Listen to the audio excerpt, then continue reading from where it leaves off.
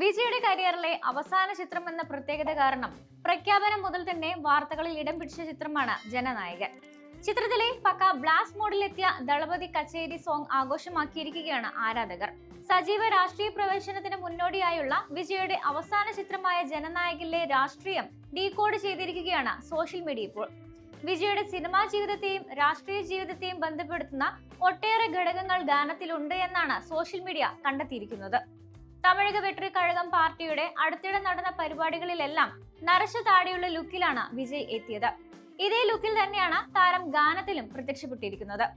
സംഗീത സംവിധായകൻ അനിരുദ്ധും വിജയും അറിവും ചേർന്നാണ് ഈ ഗാനം ആലപിച്ചിരിക്കുന്നത്. വിജയ് ആലപിച്ച ഭാഗം തമിഴ്നാടിനെ കുറിച്ചാണ്. കാൾ മാർക്സ്, പെരിയോർ, അംബേദ്കർ എന്നിവരുടെ ചിത്രങ്ങളും പാട്ടിലുണ്ട്. ജാതിഭേദം ഏതുമില്ല എന്ന് വ്യക്തമാക്കുന്ന വരികളും ഗാനത്തിലുണ്ട്.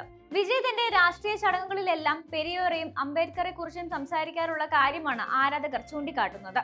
തമിഴ്, മലയാളം, തെലുങ്ക്, ഹിന്ദി ഭാഷകളിലായാണ് ഈ വരികൾ. പൂവെ ഉനക്കാക, ഗില്ലി, കത്തി, തുപ്പാക്കി തുടങ്ങിയ വിജയുടെ ഹിറ്റ് ചിത്രങ്ങളിലെ ലുക്കുകളും ഗാനത്തിൽ കാണാം. മാസ്റ്റർ എന്ന ചിത്രത്തിൽ വിജയ് അവതരിപ്പിച്ച കഥാപാത്രമായ ജെഡിയുടെ പേരിലുള്ള കോളേജ്, ഞാൻ റെഡി എന്ന ഗാനത്തിന്റെ വരി, തുപ്പാക്കി, ബിഗിൽ എന്നീ ചിത്രങ്ങളുടെ പോസ്റ്റർ, നൻപൻ സിനിമയിലെ ഓൾ ഈസ് വെൽ എന്ന ഗാനത്തിന്റെ വരികൾ എഴുതിയിരിക്കുന്ന ബോർഡുകൾ എന്നിവയെല്ലാം ഗാനത്തിൽ കാണാം. നന്ദമൂരി ബാലകൃഷ്ണയുടെ ഭഗവാൻ കേസരിയുടെ റീമേക്കാണ് ജനനായകൻ എന്ന അഭ്യൂഹങ്ങൾ നേരത്തെ തന്നെ എത്തിയിരുന്നു. ഇതിനൊരു തെളിവും പ്രേക്ഷകർ കണ്ടെത്തിയിട്ടുണ്ട്. പൂജ ഹെഗ്ഡെയും മമിത ബൈജുവുമാണ് ഗാനത്തിൽ വിജയ്ക്കൊപ്പമുള്ളത്.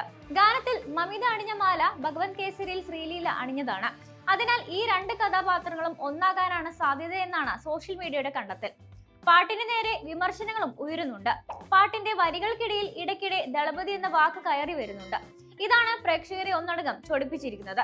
ഇത്തരം വാക്കുകൾ കേട്ടുമടുത്തു, സൂപ്പർ സ്റ്റാർ, ദളപതി എന്നൊക്കെയുള്ള വാക്കുകൾ ഒഴിവാക്കാൻ അനിരുദ്ധിനോട് പറയൂ, ഇതൊക്കെ ഇനിയെങ്കിലും നിർത്തിക്കൂടെ എന്നുള്ള കമന്റുകളാണ് സോഷ്യൽ മീഡിയയിൽ നിറയുന്നത്.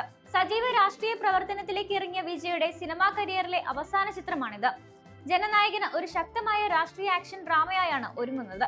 ബോബി ഡിയോൾ, പൂജ ഹെഗ്ഡെ, പ്രകാശ് രാജ്, ഗൗതം വാസുദേവ് മേനോൻ, നരേൻ, പ്രിയാമണി, മമിത ബൈജു തുടങ്ങി വൻ താരനിരയാണ് ചിത്രത്തിലുള്ളത്.